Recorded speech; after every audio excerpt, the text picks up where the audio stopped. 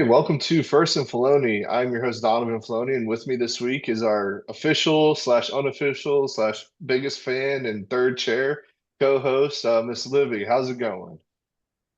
It's going. How are you? Not too bad. We had a pretty exciting week last week, starting off on Oh, yeah. Thursday with the NC State Wake Forest game, where I thought you were going to kill me all the way from Florida when I sent the first text message to you guys. Probably could have.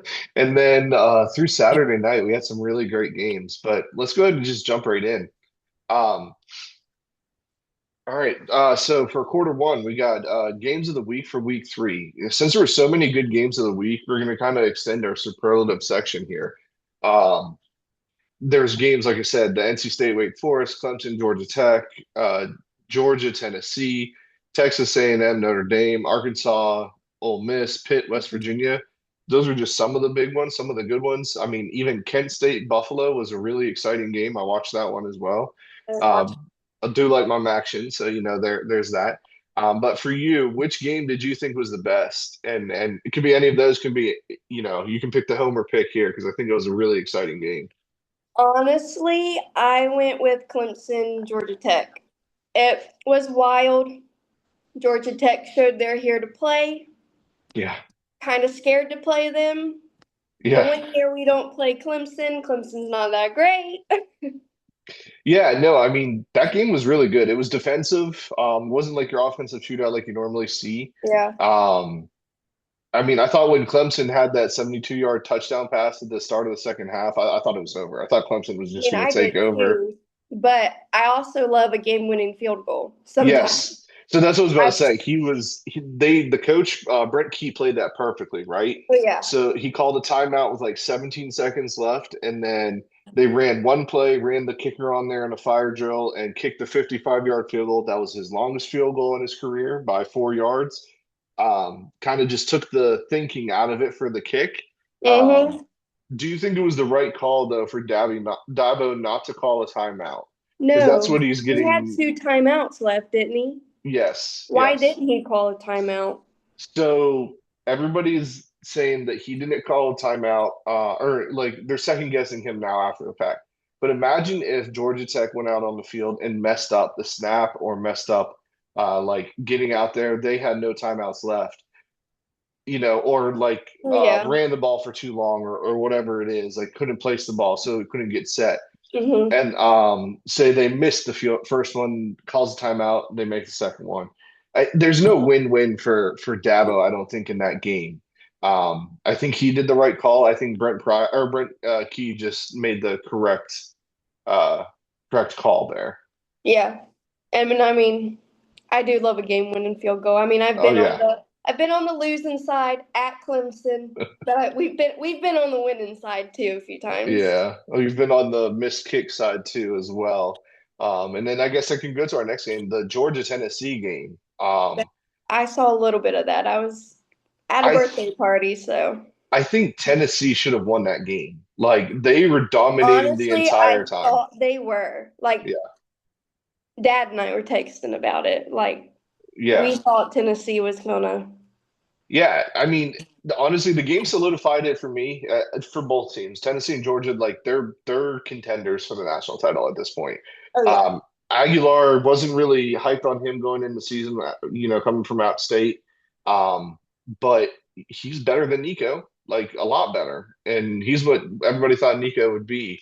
Um, And then, poor college kicker, man, missed that kicker. He was hyperventilating on the No, sideline. I mean, that's a big stadium and a big moment. I don't blame the kid. I don't Um, either.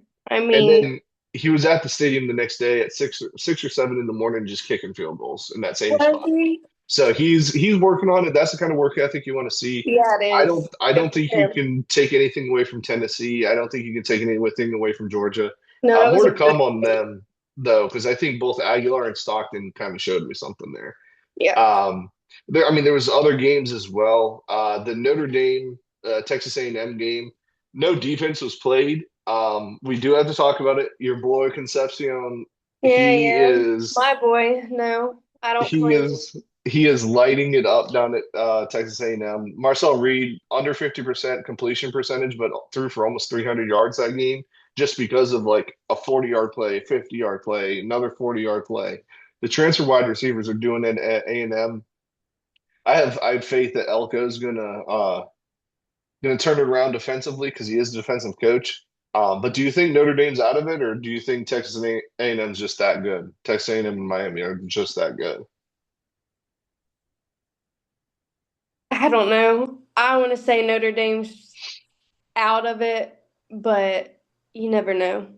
I think if they go 10-2, it's going to be hard to say no, especially if Miami and Texas A&M's there. But I Yeah. mean, I don't know what they're doing on defense. Their defense just isn't what they were last year. No. And then, I mean, we don't have to talk about the, Arkansas Ole Miss game. Lane Kiffin does it again with a transfer quarterback from Fordham in the backup and wins it. Pittman counted days, more to come on him. And then West Virginia Pitt, West Virginia loses to Ohio the week before and then just comes out and wins in overtime, which was an exciting game. But I do want to get your thoughts, on the other good game of that week, the NC State Wake Forest, 14-0 in what, 3 minutes of the game. And I then thought it was over first 5 seconds of the game, to be honest with you. yeah, I said, "Oh my God, here we go." so just run us through the emotions of what you were feeling during the game because I texted, oh no, I think 10 seconds into the game, and I really thought you were gonna come through the phone and kill me, you and Andrew both. I was stressed, mad. Those were my first emotions. And then all of a sudden, defense gets a little, pick six. And I was like, okay, maybe Big we're boy. fine. So I don't know. Yeah. I mean, you're I do get nervous playing Wake, even when Wake's not good. yeah, that's always seems to be a trap game for you guys, and It's I a don't know why. rivalry, I mean. Yeah. I I don't know, man. NC State's looking good if they can figure out their defense, because the defense has been your weakness right now. I mean, it looks like Hollywood Smothers figured out how to run the ball last week. It looks like your offensive line looked pretty decent. CJ Bailey, I think, is maybe a top 10 quarterback in the college right now. I could put him up there. I mean, you're not going to find I much mean, you better. can put them up there. He's probably in that like 8 through 12 range that I think you could probably have that conversation, in I all mean, honesty. yeah, yeah. I mean, I agree. He's still young, though.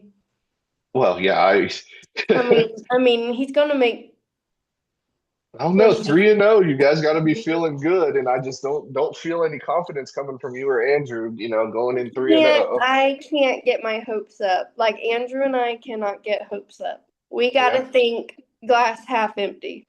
I got you. Well, I'll get my hopes up for you. I mean, I don't see Yeah, there anybody you else go. really in the ACC who's really gonna compete right now. I mean, Miami. I don't know how good they actually are because they haven't really faced anybody.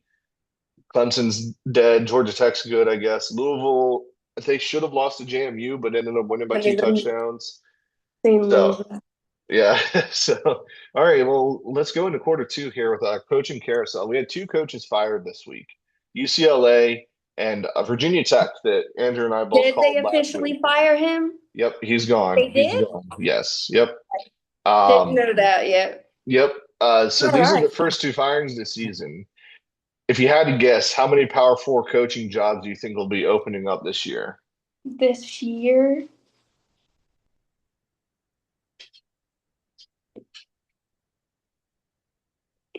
mm, oh, 4 to 6, four, Yeah, I was thinking about seven. So you're on a little bit more lower positive side. side. Yeah. Yeah, so let's think about it by big conference. ACC, I'm not sure that any other coach is going to get fired this year. Everybody else seems fairly happy with where they are. They have a new coach.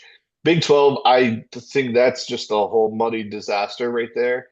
Maybe Kansas State, but I feel like he's built enough goodwill. Big Ten, I can see maybe Wisconsin and Iowa. Kirk Ferentz has kind of been there, and it's been the same team for the last 7 years. And then maybe Michigan. Watch to see how Michigan does the next 2 weeks without Sharon Moore, and see what they can do. Because I think this will be the time to get rid of. I don't necessarily think Sharon Moore's a bad coach, but I think he was a scapegoat for all the cheating scandal, and I think this is the time to do it, That's would true, be yeah. this year. And then in the SEC, I think Florida, Arkansas, and Auburn. Unless Auburn continues to win, I just Yeah, I don't. was thinking Florida and Arkansas. Yeah, I think Pittman's gone, and I hope to God Napier's gone. Like I've been calling for him for 3 years now. Like he's just Well, you know how long we've there. been calling for ours? Dorn. But at this point, I think I would take Dave Dorn at Florida at this point. So, Okay. You um, can have them if you want. so out of those teams I just named, which job do you think is coming up next? I have two that could potentially be there, but I wanted to get your thoughts first. Next, Napier. If he doesn't step it up, Yeah, I feel like, I mean, his buyout might save him, though. How much is his buyout? 2028, I think, which is nothing. That's I mean, no. that's that in college football numbers, that's Yeah, especially at a that's big school like Florida, that's nothing. yeah, that's not bad. No, Uh, I'm gonna go Florida, I think. yeah. If Napier doesn't step it up. Right. So that's exactly my thoughts. That's Florida's the first one. I mean, he's not developed. He's had top 10, top five draft classes last three or draft classes, recruiting classes last 3 years, and just Hmm. nobody's developed. I mean, you know how high I've been on DJ Lagway, and I feel like he's not developed, and it's because of Napier. And then Arkansas, I think, watch For out, Pippen, maybe this weekend for Pittman. I think if they lose to Memphis this weekend at Memphis, I think then could Arkansas is going to be be on the who's going to hot be hot gone. seat. And it's a shame too because Arkansas has been such a historically good program. Yeah. I just they can't do it. They got the quarterback, but I don't know why Pittman is still there. Okay, so out of UCLA or Virginia Tech, which job would you want to have more? If you want me to go first, I can, or if you have thoughts on it. What job would I Yeah. want more? Yes. Um, I'm an East Coast girly, so Virginia Tech. I can't help it.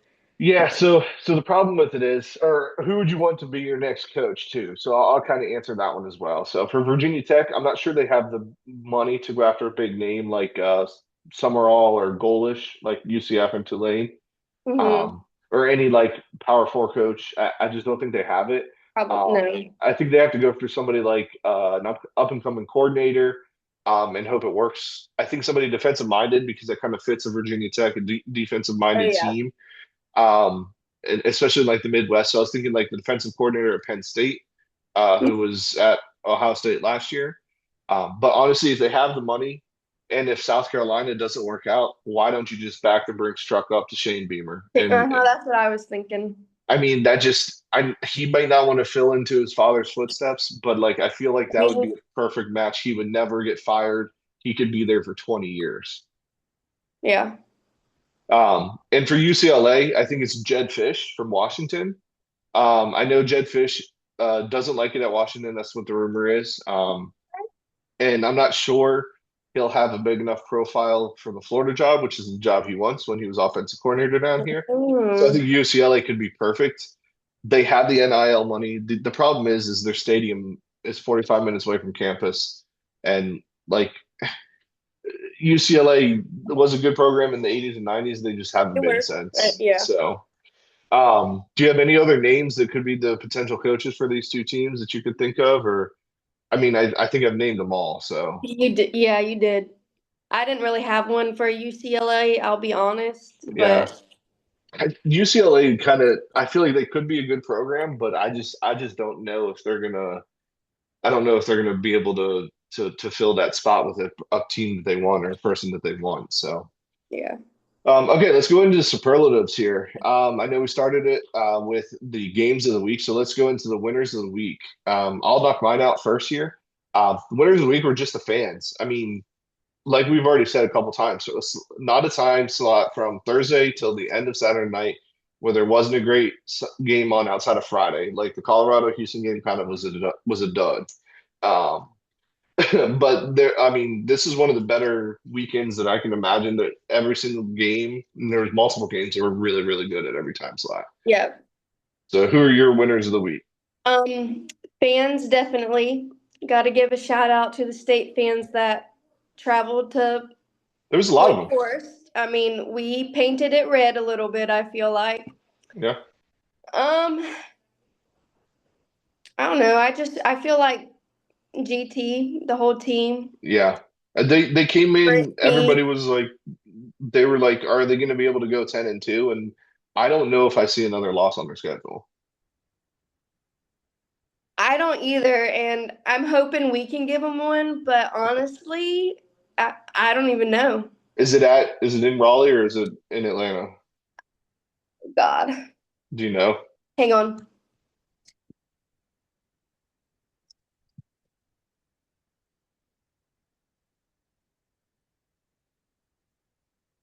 It is in Raleigh, November 1st.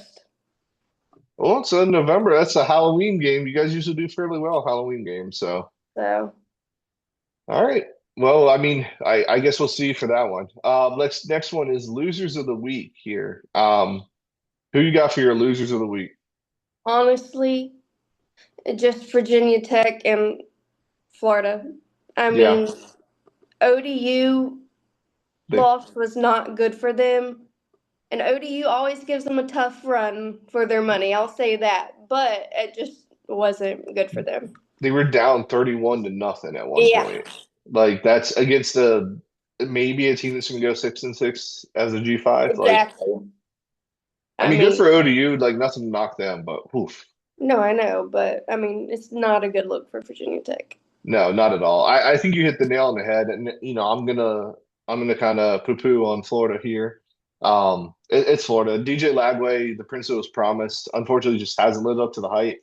Now, I don't think it's all on him, like I was kind of saying before. I No, think it is no. coaching and play calling. Oh yeah, Napier needs to give up coaching or play calling. Like he just does. Like focus on recruiting, which is what you're good at. Like hire somebody or give somebody that can give the proper attention to the offense that you need. I mean, they got Jaden Baugh, who's averaging 6.7 yards a carry, and he's only rushing the ball like 13 times a game, 10 times a game. Like, what are we doing there? yeah. Um, so that's my loser of the week. Players of the week, I got two. So I'll go one, then you can go. Is Okay. Pavia, Diego Pavia. Once again, that little man put the team on his back and won against South Carolina at night. Very tough Williams-Brice Stadium to play in. It is. Yeah, 5'9" quarterback. Everybody's like, he can't do it. He can't do it. Man, I'm he not. can do I it. I can't bet against Vandy anymore this year because he is just lighting it up wherever he goes. Like he will win. Like I have mad respect for that kid. So Yeah. who's your player of the week? I have two also. Both ACC. I'll go first one. Isaiah Shirley, State, NC Okay. State. Played his first career game. That was his first. And then he just got us going with his little pick six. Yeah. Yeah. Big boy in the middle there. Big boy touchdown. I remember when we were watching a game and I think I left right when that like went outside or something with the dog when that happened. Come back in, Lisa was like, "Big boy just got the touchdown." I Uh was huh. like, "Yeah." I was like, "That's Got us awesome." going. So that was great. My other one is Gunnar Stockton. I know we talked a little bit about Aguilar, but I got to give props to Gunnar Stockton as well. I wasn't really sure of him coming in. I knew he could will the team to win, but his passing, I mean, he threw for over 300 yards against Tennessee. I know they were missing some in their secondary, but to go into Neyland and do that and put up 44 points or whatever it was against Tennessee, I, I mean, he stepped it up. Like Georgia is a lot better than I thought they were going into the season. And that kind of scares me for my pick of Penn State winning it all because they have not looked good. But I think Georgia might be back here in the national title here coming up. Who's your other player of the week? Hayes King. He threw or Yes. he 300 some yards passing and rushing, right? 300 Yeah, yeah, something. yeah, Yeah. In yeah. Death Valley. I mean, No, it was at Georgia Tech. It was at was it Georgia at Tech. Georgia Tech? Yeah, Okay, it was at Georgia Tech. You're right. yeah, it was at Georgia Tech. But still, I mean, to do But that against against Clemson, I mean, Dabo. there's three first round picks on that defense, two Yeah. first round picks on that defense, maybe a top five pick as well. So it's like that's yeah. No, I didn't think of him as well. I mean, he had a pretty good game. It was that game was just a very defensive effort, and he still pulled it out. All right, and then we're gonna go the last one here because usually at this point in the season you're already shitting on Dave Doran here, so we're gonna do the shit list of the week. So it could be anything, coaches, fans, who you can be mad at. I don't think it's gonna be anything NC State related, but who are you mad at here this season so far? I'm gonna let you go first. Okay, I'll go first here. I won't beat a dead horse here, but it's Billy Napier. Either give up play calling or get fired. And my second one, Robbie Ashford. This is your fourth school. It's like your sixth season in college football, and you just can't do it. You had a good first half against NC State, but then you just where'd you go? You disappeared. It might be time to just give it up. Get into coaching. I think he has knowledge and he loves the game. So maybe get into coaching and kind of pass it on. Like I think that a lot of people are hanging on to it with the eligibility requirements, especially from COVID and stuff like that. That like kind of if you're not good at it, like I understand when you keep the dream alive, but you can coach, man. I would kill to be a college football coach. Like that would be amazing. So those are my two for the week Okay. here as well. Um, I'm still gonna shit on Dave Doran. Play calling wise, because why on third down are we still trying to run it up the middle when Yeah, it never works? Never works. yeah. I don't know. I mean, I like your what is it, number four? Was it Scott? Is that his Duke name? Scott, Yeah, I like him a lot. I liked him better than Smothers to start the season, and he seems more of a power guy. But I there, feel like he can get like truck somebody. yeah, I don't think the guards are getting enough push though. And No. we all know, if you guys listen to the show, historically, I always trash NC State's offensive line, and I think they've been pretty decent this year for the most They've been part. decent. Defense needs to come back now. Yeah, they need to step it up. I think they had one good first half against ECU, and then just disappeared since then. Yeah. And I don't know So, what's going on there. so All I right, feel like well, that's my only one. well, let's get into some game picks in quarter four here. Records right now. I know you play along at home. So do Uh-huh. you have your record on off the top of your head? I do. I have it written down actually. What you got? 23 and 14 because I did week 0 with y'all.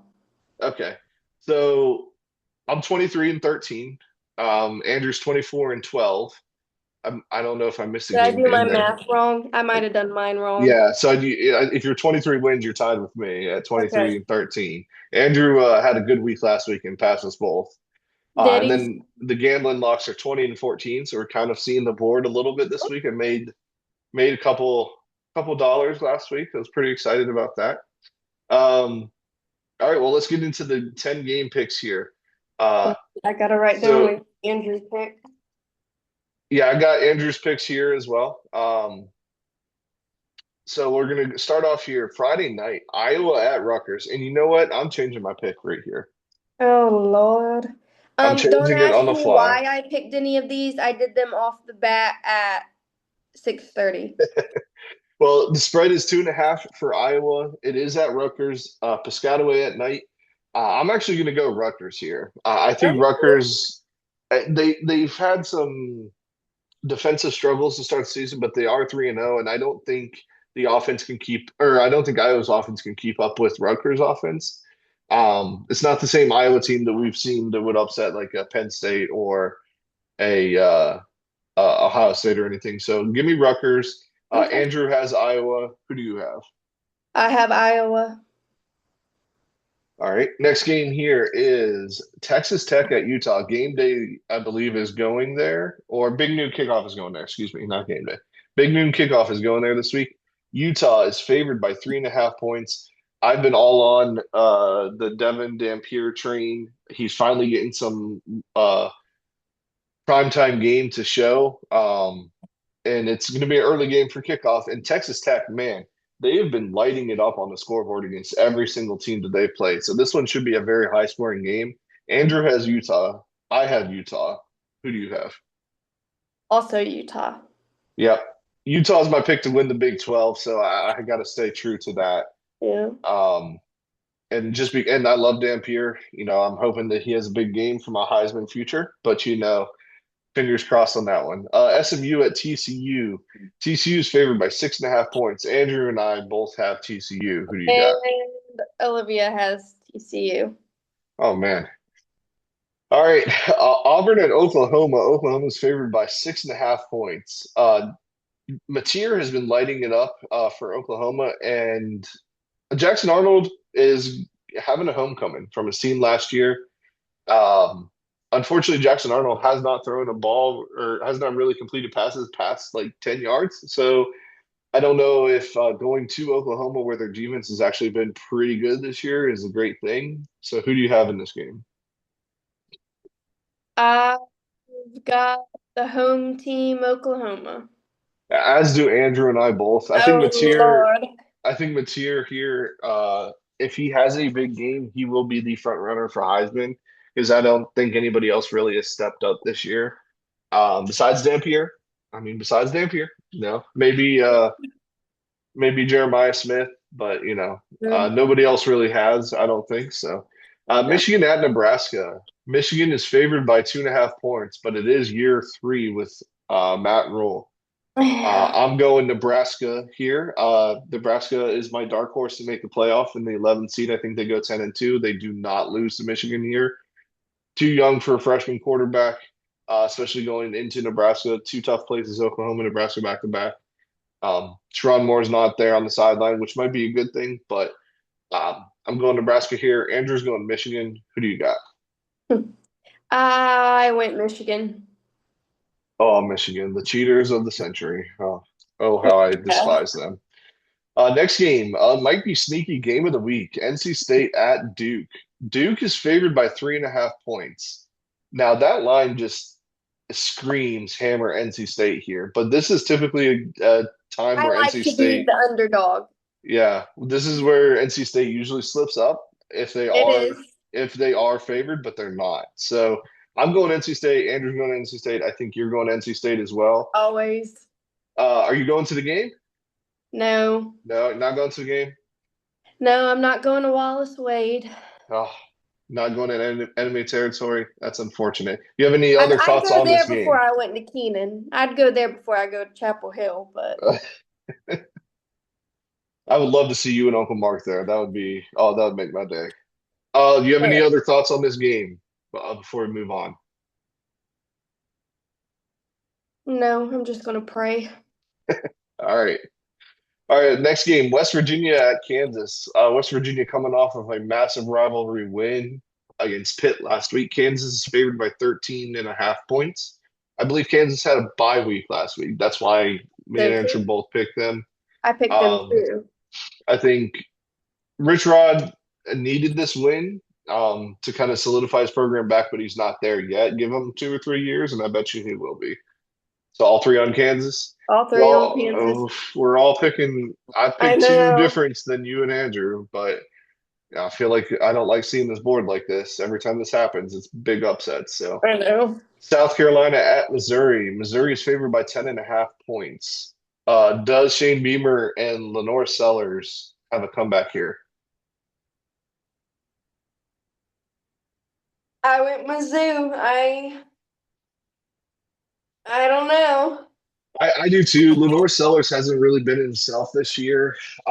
Shane Beamer, I love him as a coach. I really, really I do. love them But too, their but wide receivers just have not stepped up, and Lenore Sellers hasn't been playing like himself.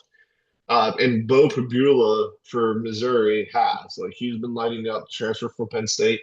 I think this is a very, very high scoring game. I think Mizzou wins, but I think South Carolina might cover this. Um, yeah. Arizona State at Baylor. Baylor is favored by 2.5 points. Andrew has Arizona State making a comeback here. Do you have Arizona State or Baylor? I have Baylor.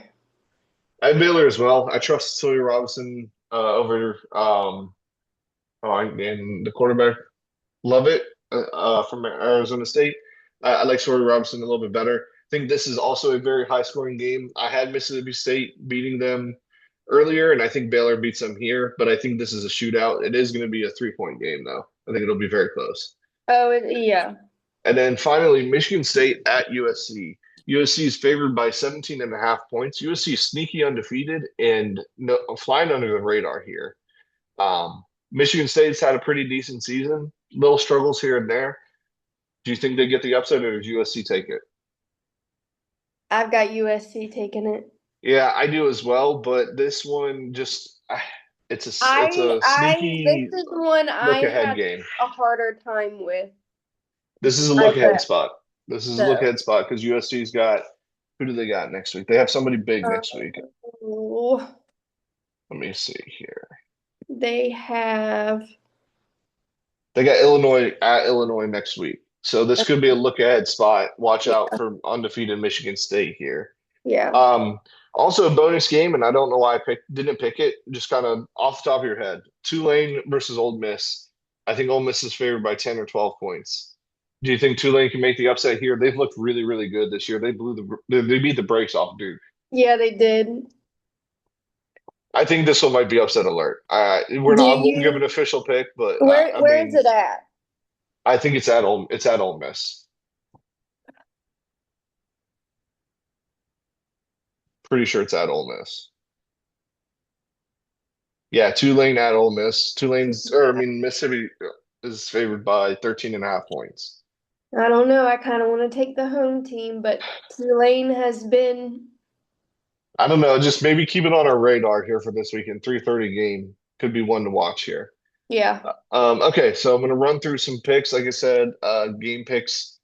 Last week did pretty well. I think it was 8-2 on the games that I announced, and I think 10 and or 11-3 overall. So 20 and 14 on the season for gambling picks. So we're just going to run through them, and if you want to talk about any one of them, just let me know. Northern Illinois Maction at Mississippi State. Mississippi State is favored by 21 and a half points. I think Northern Illinois gives them a little bit of a scare here. Give me, especially after the Toledo loss from Mississippi State last year. Um, Give me Northern Illinois plus 21 and a half. Syracuse at Clemson. Clemson is favored by 17 and a half points. They're just not that good this year. Give me Syracuse plus 17 and a half. Michigan at Nebraska. I already picked Nebraska outright, so give me Nebraska plus 2.5. Arkansas at Memphis. Remember what I said that Sam Pittman might lose his job this week. Uh-huh. I have Memphis plus 7.5 and ring the bells for the upset alert right here.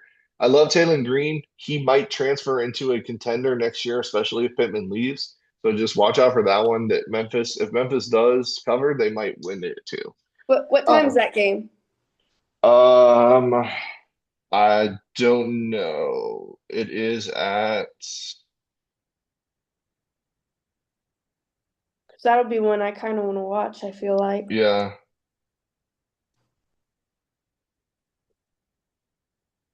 It is noon. It is at Noon. noon. Okay. That might be a good way to start the game. Yeah. So if that upset happens, this might be the upset weekend that we always usually call in the first 5 weeks. Um, Auburn at Oklahoma. Oklahoma's favored by 6.5 points. I think they're going to win by 14. I don't like this Auburn team. I don't like Hugh Freeze. I think this is the start of the downfall of Hugh Freeze here. So give me Oklahoma minus 6.5.